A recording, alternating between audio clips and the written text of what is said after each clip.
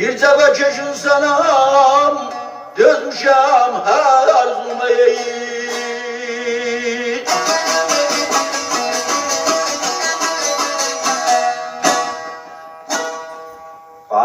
Sağ mütşəkkir.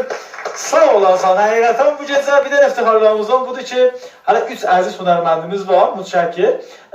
2 qardaş, Aşıq Mənaf, Aşıq Məhbub, hər ikisi də burada vardılar və lütf ediblər, təşrif gətirib. Əlbəttə həmşəram da olacaq, həm söhbət də olacaq.